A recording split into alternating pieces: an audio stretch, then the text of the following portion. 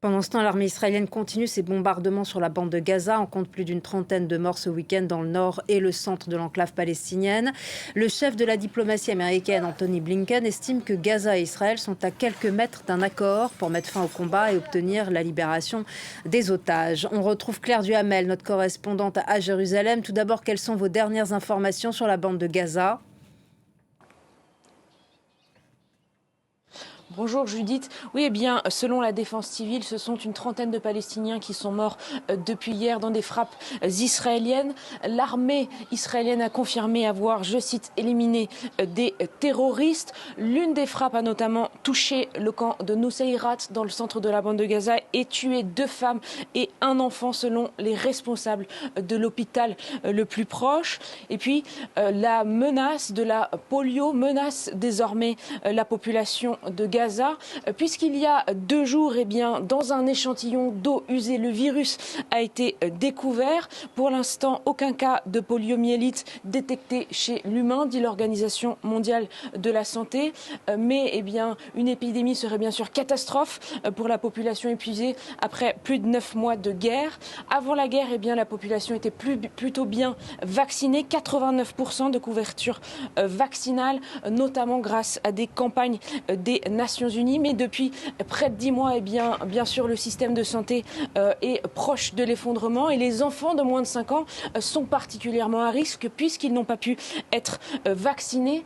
Mes contacts dans les camps de déplacés de Gaza me disent régulièrement qu'il est extrêmement difficile pour eux de maintenir un minimum de conditions d'hygiène pour leurs enfants face à l'effondrement progressif du système de santé et aux conditions sanitaires dramatiques. Netanyahou doit se rendre ce mardi à Washington pour rencontrer Joe Biden. Les familles des otages israéliens exercent toujours une pression sur le Premier ministre pour obtenir un accord. Y a-t-il des éléments nouveaux qui permettent d'espérer un accord ?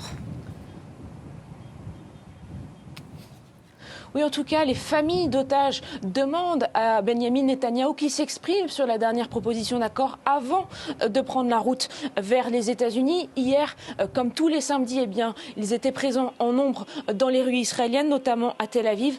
Un accord avant Washington, crient les manifestants.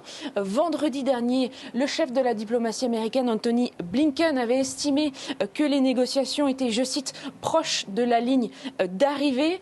6 semaines après la proposition d'un accord cadre annoncé par Joe Biden.